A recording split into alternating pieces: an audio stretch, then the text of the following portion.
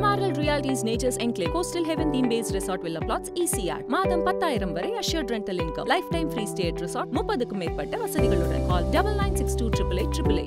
நிம்மதி property management. Contact 7667008999. Fourth estate Tamil நேயர்களுக்கு அருள்மொழிவர்மனின் அன்பார்ந்த வணக்கங்கள். இது உங்கள் ஃபோர்த் எஸ்டேட் தமிழ் வழங்கும் தலையங்கம் நிகழ்ச்சி. இன்றைக்கி நம்ம தலையங்கம் நிகழ்ச்சியில் நாம் தமிழர் கட்சியினுடைய தலைமை ஒருங்கிணைப்பாளர் திரு சீமான் அவர்கள் சூப்பர் ஸ்டார் என்று அழைக்கப்படக்கூடிய நடிகர் திரு ரஜினிகாந்த் அவர்களை சந்திச்சிருக்கிறாரு.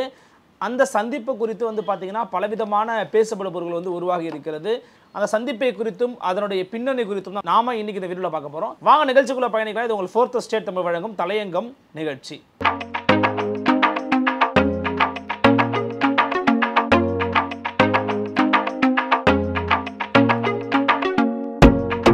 நாம் தமிழர் கட்சியினுடைய தலைமை ஒருங்கிணைப்பாளர் திரு சீமான் அவர்கள் பார்த்தீங்கன்னா ரீசெண்டாக திரு சூப்பர் ஸ்டார் என்று அழைக்கப்படக்கூடிய ரஜினிகாந்த் அவர்களை சந்திச்சிருக்கிறாரு. ரஜினி சீமான் இந்த சந்திப்பு அப்படிங்கிறது குறித்து பார்த்தீங்கன்னா சமூக வலைதளங்களில் அவர்கள் இருவரும் எடுத்துக்கொண்ட அந்த புகைப்படம் வெளியாகி வைரலாக மாறி வருகிறது. இருவரும் எப்படி சந்திச்சாங்க, எதற்காக சந்திச்சாங்க, எந்த விஷயங்களை பேசியிருப்பாங்க அப்படின்னு பலவிதமான பேசப்படுபவர்கள் உருவாகி இருக்கிறது. அதே சமயம் சந்திப்புக்கு யார் காரணமாக இருந்தாங்க, எப்படி சந்திச்சாங்க அப்படின்னு பார்க்கும்போது அதன் பிறகு பார்த்தீங்கன்னா அரசியல் திறனாய்வாளரும் வழக்கறிஞருமான திரு ரவீந்திரன் துரைசாமி அவர்களும் இருக்கக்கூடிய ஒரு புகைப்படம் வெளியானது. அப்போ இவரும் கூட போயிருப்பார் போல் இருக்கு அப்படிங்கிற மாதிரி ஒரு பேசப்படும் பொருள் தற்போது உருவாகி இருக்கிறது. ஸோ அப்பார்ட் ஃப்ரம் திஸ் இவங்க ரெண்டு பேரும் மீட் பண்ணதுக்கான ரீசன் என்னவா இருக்கும் அப்படின்னு நம்ம பார்க்கும்போது சமீபத்தில் நவம்பர் மாதம் 8ஆம் தேதி தான் திரு சீமானுடைய பிறந்தநாள் அப்படிங்கிறது முடிஞ்சுது.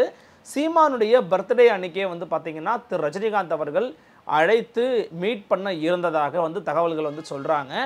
ஸோ பர்த்டே அன்னைக்கே மீட் பண்ண வேண்டிய இந்த சந்திப்பு அப்படிங்கிறது சீமானால் தான் தவிர்க்கப்பட்டுச்சு. ஏன்னா அவர் பார்த்தீங்கன்னா அன்னைக்கு நான் என்னுடைய கட்சி தொண்டர்களை பார்க்கணும், அன்னைக்கு முழு நாளும் எனக்கு இங்கே என்னுடைய கட்சி தம்பிகளோடய எனக்கு போயிடும், அதனால் அன்னைக்கு நான் நிச்சயமாக வர முடியாது, இன்னொரு நாளில் பார்த்துக்கிறலாம் அப்படின்னு திரு சீமான் தான் ரஜினியுடைய சந்திப்பை தள்ளி போட்டிருக்கிறாரு அப்படிங்கிற செய்தியும் நமக்கு கிடைச்சது. அந்த அடிப்படையில் பார்க்கும்போது திரு சீமான் ரஜினி சந்திப்பு அப்படிங்கிறது அரசியலா அப்படின்னு கேட்டிங்கன்னா ஆமாம், அது அரசியலாக வாய்ப்புகள் இருக்குது. ஏன்னா எந்த ஒரு நிகழ்வுமே ஒரு அரசியல் செய்கிறாரு அப்படின்னா அதில் அரசியல் அப்படிங்கிறது கட்டாயம் பேசுபட பொருளாகத்தான் உருமாறும். அதில் எந்த மாற்று கருத்துக்குமே இடம் கிடையாது. ஸோ அந்த அடிப்படையில் சீமானும் ரஜினியும் சந்தித்தது பார்த்தீங்கன்னா ரெண்டு விதத்தில் பார்க்கலாம்.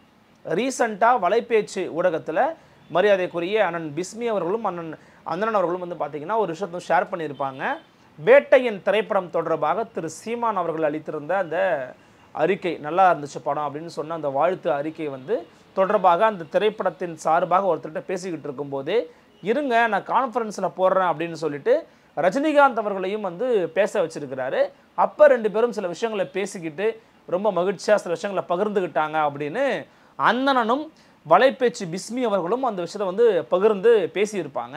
அந்த வீடியோ சில நாட்களுக்கு முன்னாடி ரொம்ப வைரலாக பரப்பப்பட்டுச்சு. அதன் பிறகு தான் அவருடைய பர்த்டே அன்னைக்கே மீட் பண்ணுறதுக்கான ஒரு வாய்ப்பு இருந்திருக்குது. ஆனால் அந்த வாய்ப்பு திரு சீமானால் தவிர்க்கப்பட்டிருக்கு, வேண்டாம் அன்னைக்கு வேண்டாம் அப்படின்னு சொல்லி அவர் சொல்லியிருக்கிறாரு. அதன் பிறகு ரஜினியினுடைய அழைப்பை ஏற்று திரு சீமான் அங்கே போய் பார்த்துருக்கிறாரு அப்படின்னு தான் விவரம் அறிந்த வட்டாரங்கள் சொல்கிறாங்க.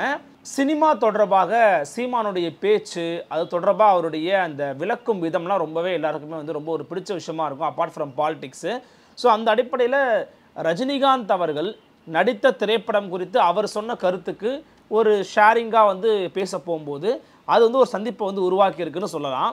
ஆனால் இது ஒரு பழமொழி சொல்லுவாங்க பார்த்தீங்கன்னா, நம்ம போய் நிற்கும்போது பணம் விழுந்த கதையா அப்படிங்கிற மாதிரி சொல்லுவாங்க இல்லையா, அதுபோல் அடுத்த சில நாட்கள்லேயே விஜயினுடைய அரசியல் வருகையை திரு சீமான் அவர்கள் கொள்கை ரீதியாக நான் எதிர்க்கிறேன் அப்படின்னு நின்றதாக இருக்கட்டும், விஜய் தாக்கி பேசியதாக இருக்கட்டும், இதன் பிறகு இந்த சம்பவம் நடக்கிறதுனால இதற்குள்ளாக ஒரு அரசியல் முடிச்சு அப்படிங்கிறத இயற்கையாகவே போட வேண்டிய ஒரு கட்டாயத்துக்கு எல்லாருமே வந்துடுறாங்க.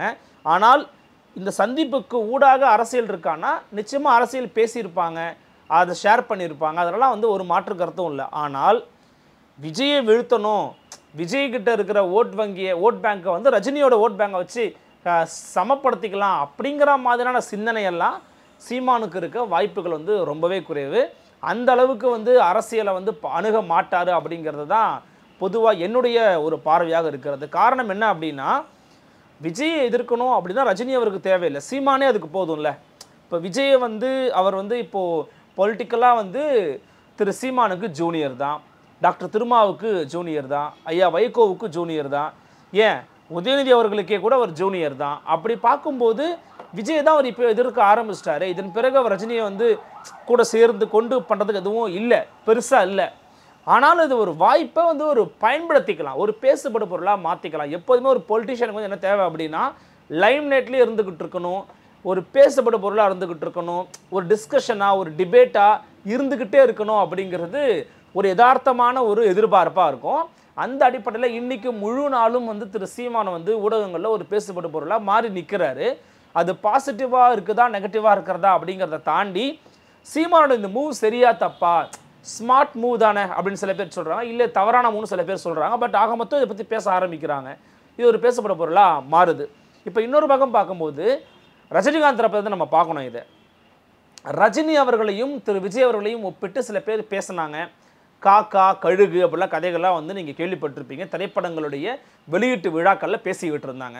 அப்போ அது போன்ற விழாக்களில் தன்னையும் விஜயம் ஒப்பிட்டு பேசுகிறாங்களே, அப்போ இது எப்படி சரியாக வருமா அப்படிங்கிற ரீதியில் மேபி ரஜினி கூட யோசிச்சிருக்கலாம். அப்போது விஜய் யாருப்பா எதிர்க்கிறான்னு பார்த்தா பெருசாக யாரும் எதிர்க்கலை. திமுகவும் வந்து திமுக வச்சு விஜயெல்லாம் அட்டாக் பண்ணுற அளவுக்கு ரஜினியால் இது வந்து எதுவும் பெருசாக மூவ் பண்ண முடியாது. ஏன்னா ரீசெண்டாக வந்து பார்த்திங்கன்னா இப்போது சில பேர் என்ன சொல்கிறாங்கன்னா, ஆர்எஸ்எஸ் கைக்கூலி, ஆர்எஸ்எஸ் ஏஜென்ட் ரஜினி சந்தித்தார் திரு சீமான்னு போடுறாங்க. அப்போது அதே ஆர்எஸ்எஸ் கைக்கூலி, ஆர்எஸ்எஸ் ஏஜென்ட் ரஜினிகாந்த் அவர்கள் தானே திமுகவினுடைய மேடையில் ஏறி திமுகவினுடைய பொதுச் செயலாளராக திகழக்கூடிய ஐயா துரைமுருகன் குறித்து பேசினாங்க. அது ஒரு டிபேட்டாகவே மாறிச்சு. ரஜினிகாந்த் அவர்களை பேச வைத்ததே உதயநிதியும் மு.க. ஸ்டாலினும் தானே சொன்னாங்க. இந்த கருத்தை நீங்கள் சொல்லுங்கள், உங்கள் மூலமாக வந்துச்சுன்னா இது வேறு மாதிரி இருக்கும்லாம் சொல்லி நிறைய பேர் பேசியிருக்கிறாங்கல்ல. அப்போது ரஜினிகாந்த் அவர்களை பல கட்சிகள் வந்து இதுக்கு முன்னாடி பயன்படுத்தியிருக்கிறாங்க, திமுகவை பயன்படுத்தியிருக்கிறாங்க. திமுக அப்படிங்கிற கட்சியே ரஜினிகாந்தின் ஆசி பெற்ற சின்னம் உதயசூரியனுக்கு வாக்களிங்கன்னு கேட்டிருக்கிறாங்கல்ல. அப்போது ரஜினிகாந்த் அவர்கள் திமுக மேடையிலும் ஏறி இருக்கிறார், பாஜக மேடையிலும் ஏறி இருக்கிறார், துக்ளக்கு மேடையிலும் ஏறி இருக்கிறார். இன்னைக்கு தனி மனித சந்திப்பு ஒன்று நடந்திருக்குது அப்படிங்கிறத பார்க்க முடிகிறது. எனவே சீமான் பார்வையிலிருந்து மட்டும் பார்க்காம ரஜினி பார்வையிலிருந்து பார்க்கும்போது தனக்கு நிகராக ஒருத்தர் வந்து திரும்ப திரும்ப பேசிக்கிட்டு இருக்கும்போது அவர் ஒருத்தர் அட்டாக் பண்ணுறாருல, அப்போ நம்ம அவரை மீட் பண்ணுவோன்னு ஏன் ரஜினி யோசிச்சிருக்கக்கூடாது? அப்போ ரஜினியுடைய பாலிடிக்ஸ் இதில் இருக்கக்கூடாது அப்படிங்கிறத நம்ம வந்து பார்க்கணும். இது மியூச்சுவலாக பெனிஃபிட்டாக இருக்குது, நமக்கு எந்த பிரச்சனையும் கிடையாது, ஒரு பேசப்பட்ட பொருளாக மாறுச்சுன்னா போதும்னு நினச்சி திரு சீமான் மீட் பண்ணியிருக்கலாம். ஆனால் இதில் இன்னொரு விஷயம் என்னென்னா, திரு சீமான் அவர்களுக்கு வந்து என்னப்பா மானத்தமிழரா மராட்டியரா அப்படின்னு கேட்டார்ல, எப்படி போய் ரஜினி மீட் பண்ணலாம் அப்படிங்கிறது அவ்வளோ ஒரு முதிர்ச்சியான ஒரு அணுகுமுறையாக நமக்கு தெரியல. ஏன்னா மானத்தமிழரா மராட்டியரான்னு கேட்டது ஃபார் ரூலிங். நீங்கள் வந்து அவருடைய கான்செப்ட் படி, அவருடைய கோட்பாடு, அவருடைய ஏற்றுக்கொண்ட கொள்கைப்படி தமிழ்நாட்டை தமிழர் தான் ஆளணும், அவர் வந்து தமிழர் கிடையாது, அதனால் அவர் ஆளக்கூடாதுன்னு தான் அவர் ஓப்பனாக எதிர்த்து வந்து பேசினார். அப்படி எதிர்த்து பேசிய பிறகு பல இடங்களில் ரஜினியை ஆதரிச்சும் வந்து பேசியிருக்காரு. உதாரணத்துக்கு ஒன்று சொல்லணும்னா எனக்கு டக்குன்னு ஞாபகத்துக்கு வர்றது, யோகி ஆதித்யநாத்துடைய காலில் போய் ரஜினிகாந்த் அவர்கள் விழுந்து வணங்கினார். அந்த நேரத்தில் மிக கடுமையான விமர்சனங்கள் அவர் நோக்கி வந்துச்சு. சங்கி ரஜினிகாந்த் அப்படிங்கிறது ரொம்ப ட்ரெண்ட் ஆச்சு. அதன் பிறகு ஒரு விழா மேடையில் கூட அவருடைய மகள் ஐஸ்வர்யா அவர்கள் வந்து ஒரு இடத்துல பேசும்போது எங்கள் அப்பாவை சங்கின்னு சொல்கிறாங்க, ரொம்ப கஷ்டமாக இருக்குன்னு சொல்லி கூட வெளிப்படையாக பேசியிருந்தாங்க. அப்படி இருக்கும்போது அந்த நேரத்தில் அந்த இடத்துல அந்த மாதிரியான ஒரு சுச்சுவேஷனில் ப்ரெஸ் மீட்டில் வந்து மீட் பண்ணும்போது அவருடைய விருப்பம் அவர் காலில் விழுறாரு, அவர் ஒருத்தர் உயரவு நினைக்கிறாருன்னா இதில் என்னங்க பிரச்சனை இருக்குது, இதில் உங்களுக்கு என்ன பிரச்சனை இருக்குது அப்படின்னு சொல்லி ரஜினிகாந்த் அவர்களுக்கு ஆதரவான ஒரு நிலைப்பாட்டை எடுத்தார் திரு சீமான் அவர்கள். அந்த நேரத்தில் ரஜினியோட ஃபேன்ஸ் நிறைய பேர் வந்து திரு சீமானோட ஸ்டாண்டு தான் சரி, அவரை நம்ம இந்த நேரத்தில் ஆதரிக்கணும் அப்படின்னு ரஜினியுடைய தீவிர ரசிகரான லாரன்ஸ் மாஸ்டர் போன்றவர் கூட திரு சீமானுக்கு ஆதரவாக வந்து பேசியிருந்தாங்க, தன்னோட கருத்துக்களையும் வந்து பகிர்ந்திருந்தாங்க. எனவே சீமான் அவர்களுக்கு வந்து தனி மனித உறவு அப்படிங்கிறது எப்போதுமே கட்சி சார்பென்று நிறைய பேர் கூட இருக்குது அப்படிங்கிறத நம்ம வந்து பார்க்குறோம். பொன் ராதாகிருஷ்ணன் அவர்கள் கூடயாக இருக்கட்டும், அல்லது திமுகவில் இருக்கக்கூடிய நபர்களாக இருக்கட்டும், அதிமுகவில் இருக்கிற நபர்களாக இருக்கட்டும், விடுதலை சிறுத்தைகளாக இருக்கட்டும், அப்படி நிறைய பேர் கூட தனி மனித உறவுகளை வந்து அவர் பேணி கொண்டு தான் இருக்கிறார். அந்த அடிப்படையில் தான் ரஜினிகாந்த் அவர்களை வந்து கொள்கை ரீதியாக அரசியல் ரீதியாக எதிர்த்தாலுமே கூட தனிமனித ரீதியில் வந்து எதிர்க்கக்கூடிய நபர் சீமான் கிடையாது, அப்படியான ஒரு போக்கையும் அவர் மேற்கொண்டது கிடையாது அப்படின்னு சொல்கிறாங்க. ஆனால் அரசியல் ரீதியாக வரும்போது மிக கடுமையான விமர்சனம் வச்சுருக்கிறாங்க. அவங்களுடைய தம்பிகளே பல இடங்களில் ரொம்ப தாக்கியும் பேசியிருக்காங்க. காலம் எல்லாத்தையும் மாற்றும் அப்படிங்கிற மாதிரி தான் இன்றைக்கி வந்து ரஜினியோட சந்திப்பு அப்படிங்கிறத பார்க்க முடிகிறது. ரஜினியோடு நேரிட்டு இருக்கக்கூடிய சந்திப்பு அப்படிங்கிறது வெறும் அரசியலுக்காக மட்டும்தான் அப்படின்னு சொல்லிட முடியாது. அதற்குள்ளே பல நிகழ்வுகள் இருக்கலாம், மியூச்சுவலாக பெனிஃபிட்ஸ் இருக்கலாம், ரெண்டு பேருக்குமே ஏதோ ஒரு விஷயத்தை வந்து வெளிப்படுத்தணுங்கிற மாதிரியான ஒரு தேவை இருந்திருக்கலாம். ஆனால் இதெல்லாம் என்ன வெளிப்படுத்துதுன்னா, விஜய் எதிர்க்கணுங்கிறதுக்காக அவர் போய் மீட் பண்ணார் அப்படிங்கிற மாதிரி கொண்டு போகிறதுங்கிறது மேபி ஒன் ஆஃப் த பார்ட்டாக இருக்கலாம். அது வந்து ஒரு ஒரு ஒரு கூறாக இருக்கலாம், அது தானாக மாறியும் இருக்கலாம். என்ன காரணம்னா, நீங்கள் இன்றைக்கி எதிராக இருக்கிற யாரோ ஒருத்தரை போய் மீட் பண்ணிங்கன்னா அது வந்து கண்டிப்பாக ஒரு பேசப்பட பொருளாக மாறத்தான் செய்யும். அரசியல் ரீதியாக விஜயை வந்து கொள்கையை எதிர்க்கிறேன்னு சொல்கிறாரு திரு சீமான். இப்போ வரைக்கும் விஜய் அவர்கள் ரஜினி எதிர்த்து எங்கேயும் பேசுனதே கிடையாது. ரஜினி அவர்களும் விஜயை குறைத்தோ அல்லது வந்து மட்டம் தட்டி எங்கேயும் பேசுனதுமே கிடையாது. அப்போ ரெண்டு பேருமே எதிரின்ற மாதிரி நீங்கள் சொல்லவும் முடியாது. அது ஒரு தொழில் போட்டி தானே தவிர தனிமனித போட்டியோ கொள்கை போட்டியோ கிடையவே கிடையாது. அப்படி இருக்கும்போது இந்த சந்திப்பு அப்படிங்கிறது ஏன் வந்து இவ்வளவு பெரிய பேசப்பட பொருளாக மாறுது அப்படின்னா, விஜய்க்கும் சீமானுக்கும் ஏற்பட்டிருக்கக்கூடிய இந்த கொள்கை முரண் தான் அப்படின்னு வந்து சொல்கிறாங்க. ஸோ இதை ஒன்று மட்டும் மையப்படுத்தி வச்சு நம்ம பார்க்கும்போது விஜய் எதிர்க்க தான் சீமான் பண்ணார் அப்படிங்கிற மாதிரி வந்து தோணும். ஆனால் அப்படி இல்லாமல் இதை பொதுப்படையாக பார்த்தோம் அப்படின்னா, அல்லது வந்து இந்த முரண் ஏற்படாமல் இருந்திருந்தாலுமே கூட மேபி பார்த்துருக்க வாய்ப்புகள் இருக்குது. அவங்க ரெண்டு பேருக்கு இடையில் வந்து இப்போது திரு ரஜினிகாந்த் அவர்கள் எல்லா மேடையிலுமே பகிர்ந்துருக்கிறாருல்ல, திமுக மேடையும் பகிர்ந்துருக்கிறாரு. அப்போ அவர் ஆர்எஸ்எஸ் கைக்குள்ளே தெரியலையா, அல்லது அப்போ அவர் ஆர்எஸ்எஸ் ஏஜென்ட்டாக தெரியலையா, அப்போ அவர் சங்கியாக தெரியலையா அப்படின்னு பல கேள்விகள் இருக்குல்ல.